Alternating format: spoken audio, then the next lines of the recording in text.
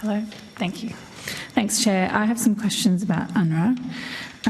Perhaps it's helpful to start with the basics, if I can. What exactly is UNRWA? So thanks, Senator. UNRWA is a UN body that was established by the UN General Assembly, and it's specifically mandated to provide relief and social services to Palestinian refugees. What makes UNRWA different? What are there other UN bodies with the mandate to provide basic services to Palestinian refugees?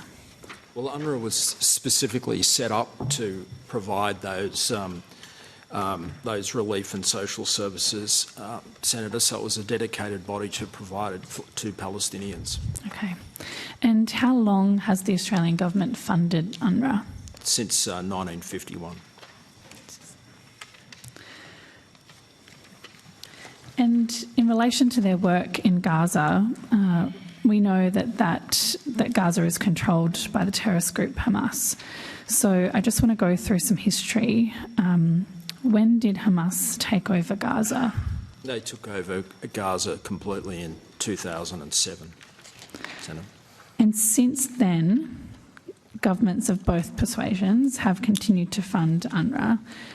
How exactly does the Australian government provide funding? Presumably we don't deal with Hamas. How do we provide that funding since 2007?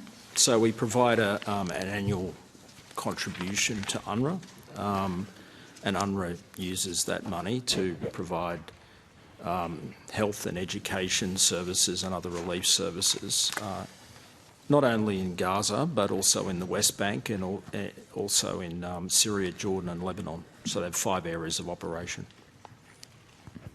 Is there a framework agreement that funding is provided under?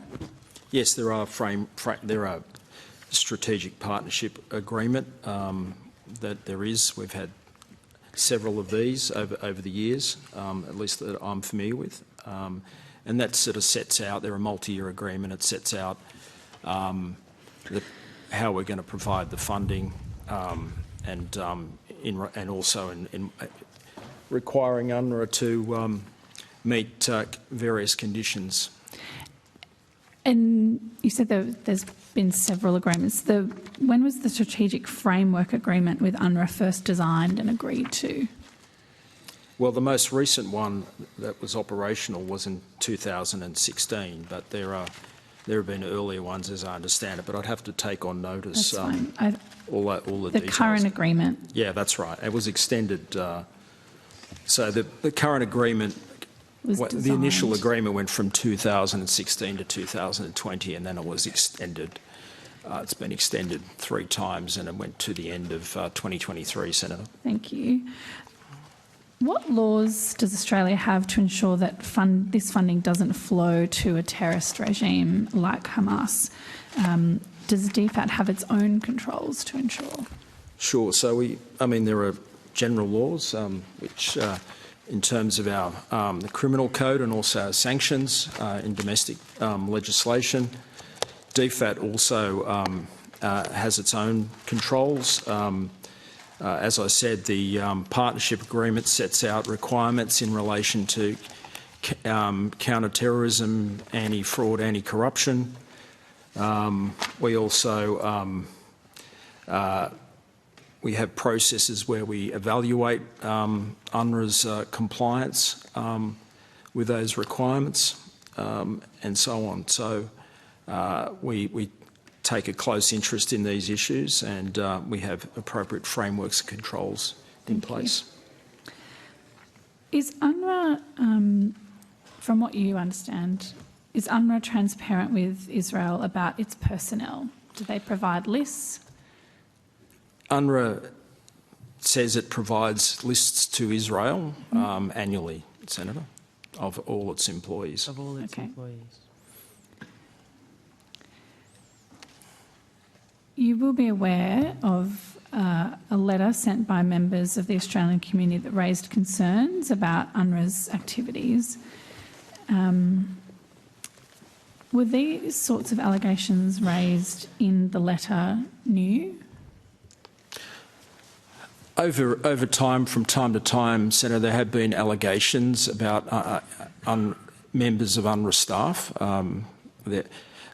When these things do happen, we take them up vigorously with UNRWA, and UNRWA has undertaken to have a zero tolerance on these sorts of things, and they also investigate them. So, in relation to the allegations late last year to which that letter referred, in one case there was the case of someone allegedly holding people hostage in their house. UNRWA raised that, sought additional information from the journalist that provided that report. The information wasn't ever provided. Can I just ask, you've skipped over a key piece of information, and these allegations, I understand advocacy So groups, they are pursued. So just advocacy groups, I understand, have a role in raising those allegations. I just want to make that clear. I'm not. But how long have these types of allegations been raised by advocacy groups about UNRWA? Off and on for years, Senator. In my experience, since at least, in my experience working on Middle East issues, I can remember back to 2012 there were some allegations. So, okay. And I'm about to ask you some questions about those allegations, or essentially what action's been taken. Sure. What action has Australia taken to address these concerns, and when was this done? So, pertaining to the letter that you mentioned, first of all, look, these allegations are serious and they need to be investigated. So we do try and unpack them. We do take it up with UNRWA. We have done so through initially with those allegations through our representative office in Ramallah, and in those cases I did explain one example, which we also took up. Some of those allegations during Assistant Foreign Minister Watts's office in December, and later during the Foreign Minister's visit. So those things we have pursued with UNRWA. We've had a range of meetings with them about actions that they've taken in relation to them, and so on. So we are confident. I mean, UNRWA takes these issues seriously because they know there are matters of public interest, and and they know that there's frankly, there are groups that are focusing on these issues and are seeking to attack UNRWA at every corner, at every turn. Can I ask about those groups?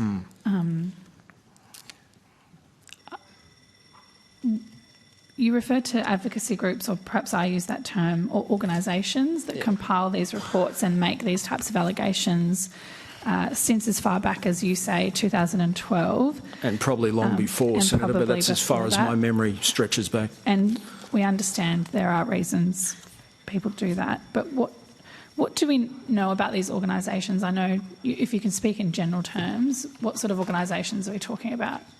Well, I think it's...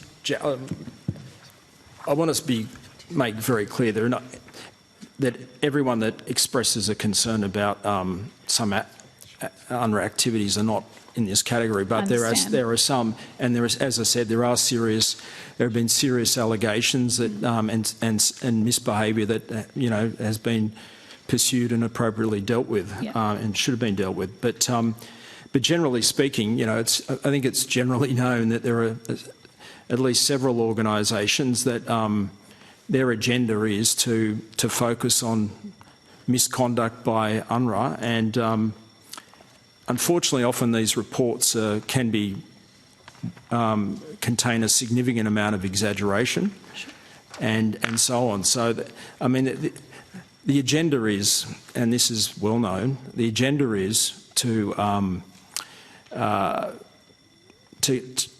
for UNRWA to be disbanded. Sure. UNRWA is the organisation that protects Palestinian refugees, that provides support. Thank you, Mr. Innisbrown. Yeah. In saying that, the most recent allegations, I understand the nature of them are very serious, and I understand some of those allegations were made by the Israeli government. which go to the alleged activities of UNRWA staff. I'm now referencing just these allegations, not the history.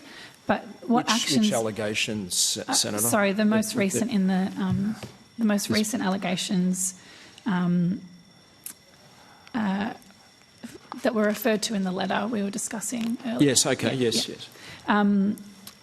What actions have we seen from the UN to address some of these concerns? Sure. So in relation, there were 2 reports, I think, in November, containing concerns about UNRWA staff and social media activity and celebrating the dreadful events of 7 October. So the UN has UNRWA set up a very senior investigative group internally and investigated those allegations. A couple of people, they've advised us, 2 people I think were terminated. A number of people, they, around 10 I think, they were conducting further investigations into, and there were 3 people that there was no evidence about. So I think the initial report said there were 30-odd people involved, but when UNRWA checked into it, they could only find that only about less than half of them actually were UNRWA employees. And this is the character of some of these reports. Some of the people that are involved in some of the alleged acts are UNRWA employees, but often significant numbers of people are not. And so it sort of gets all a bit blurred. And And is that what you were referring to earlier, Mr. Ennis-Brown, about